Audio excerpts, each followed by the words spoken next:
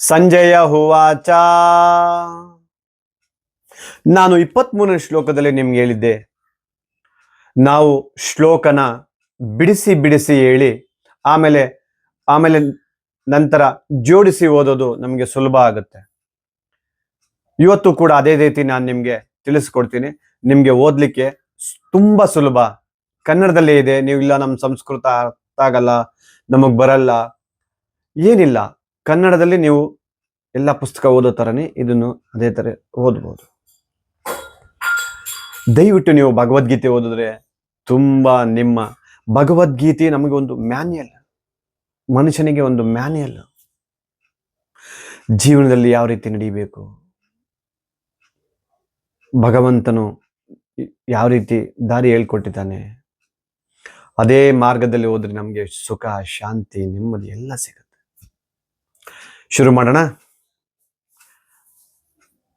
ಪದ ಪದವಾಗಿ ಹೇಳಿ ನಂತರ ಜೋಡಿಸಿ ಓದೋಣ. ನೀವು ಕೂಡ ನಾನು ಹೇಳಿದ್ಮೇಲೆ ಮತ್ತೆ ನೀವು ಕೂಡ ರಿಪೀಟ್ ಮಾಡಬಹುದು.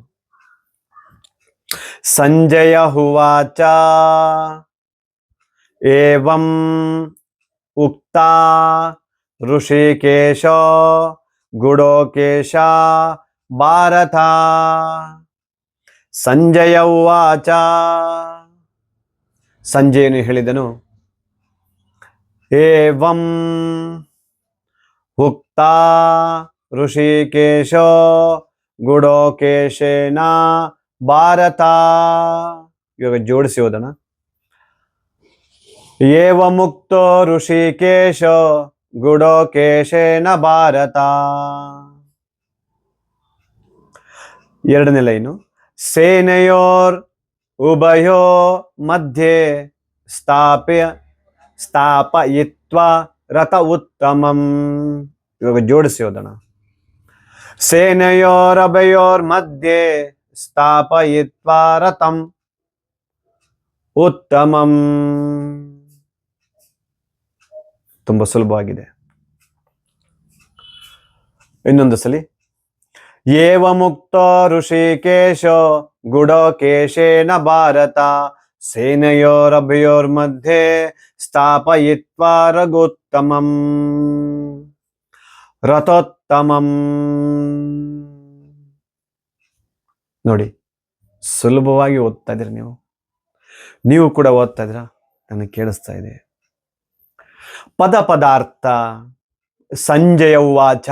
ಸಂಜಯನು ಹೇಳಿದನು, ಏವಂ ಹೀಗೆ, ಉಕ್ತಃ ಹೇಳಲ್ಪಟ್ಟನು, ಋಷಿಕೇಶ ಶ್ರೀಕೃಷ್ಣನು, ಗುಡಾಕೇಶನ ಅರ್ಜುನನಿಂದ, ಭಾರತ ಭರತ ವಂಶದವನೇ,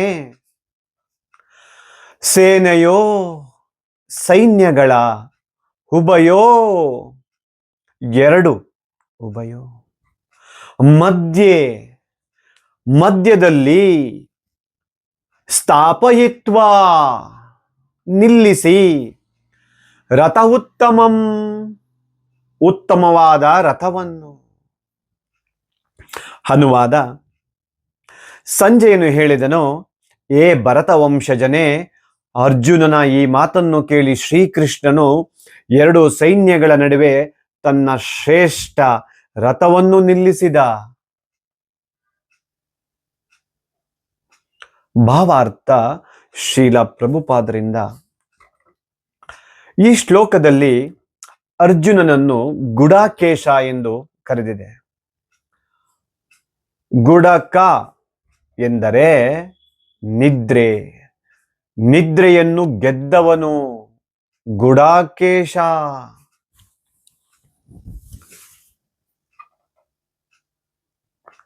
ನಿದ್ರೆ ಎಂದರೆ ಅಜ್ಞಾನ ಎಂದು ಅರ್ಥ. ಕೃಷ್ಣನೊಡನೆ ತನ್ನ ಗೆಳೆತನದಿಂದ ಅರ್ಜುನನು ನಿದ್ರೆಯನ್ನು, ಅಜ್ಞಾನವನ್ನು ಗೆದ್ದ.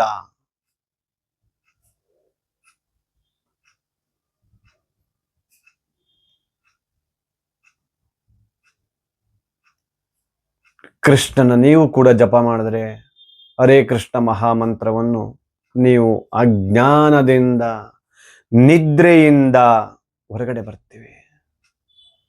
ನಮಗೂ ಕೂಡ ಜ್ಞಾನ ಭಕ್ತಿ ಬರುತ್ತೆ. ಕೃಷ್ಣನ ಮಹಾಭಕ್ತನಾಗಿ ಕೃಷ್ಣನಂದು ಒಂದು ಕ್ಷಣವೂ ಮರೆಯಲು ಸಾಧ್ಯವಿರಲಿಲ್ಲ. ಏಕೆಂದರೆ ಇದೇ ಭಕ್ತನ ಸ್ವಭಾವ. ಜಾಗೃತ ವ್ಯವಸ್ಥೆಯಲ್ಲಿರುವಾಗ ನಿದ್ರೆಯಲ್ಲಿ ಭಕ್ತನು ಕೃಷ್ಣನ ಹೆಸರು, ರೂಪ, ಗುಣ ಮತ್ತು ಅವನು ನಿದ್ರೆಯನ್ನು, ಅಜ್ಞಾನವನ್ನು ಗೆಲ್ಲಬಲ್ಲ. ಇದಕ್ಕೆ ಕೃಷ್ಣ ಪ್ರಜ್ಞೆ ಅಥವಾ ಸಮಾಧಿ ಎಂದು ಹೆಸರು. ನಿದ್ರೆಯನ್ನು, ಅಜ್ಞಾನವನ್ನು ಗೆಲ್ಲಬಲ್ಲ. ಋಷಿಕೇಶನಿಗಾಗಿ ಎಲ್ಲ ಜೀವಿಗಳ ಇಂದ್ರಿಯಗಳು ಮತ್ತು ಮನಸ್ಸುಗಳ ನಿರ್ದೇಶಕನಾಗಿ ಕೃಷ್ಣನಿಗೆ ಅರ್ಜುನನು ರಥವನ್ನು ಸೈನ್ಯಗಳ ಮಧ್ಯೆ ನಿಲ್ಲಿಸು ಎಂದು ಹೇಳುವುದಕ್ಕೆ ಕಾರಣವು ಅರ್ಥವಾಯಿತು. ಅವನು ಹಾಗೆಯೇ ಮಾಡಿ ನಂತರ ಕೆಳಗಿನ ಆ ಮಾತುಗಳನ್ನು ಹೇಳಿದರು. ಅದಕ್ಕೋಸ್ಕರ ನಾವು ಇದನ್ನು ಹೇಳೋದು, ನಾವು ಭಗವಂತನನ್ನು ಜಪ ಮಾಡಬೇಕು.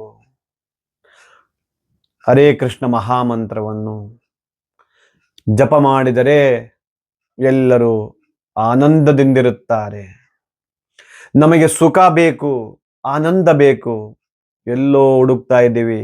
ಈ ಭೌತಿಕವಾದ ಜಗತ್ತಿನಲ್ಲಿ ಕ್ಷಣಿಕ ಸುಖನ ಹುಡುಕ್ತಾ ಇದ್ದೀವಿ, ಆದರೆ ಶಾಶ್ವತವಾದ ಸುಖ ಹರೇ ಕೃಷ್ಣ ಕೃಷ್ಣ ಕೃಷ್ಣ ಹರೇ ಹರೇ, ಹರೇ ರಾಮ ರಾಮ ರಾಮ ಹರೇ ಹರೇ.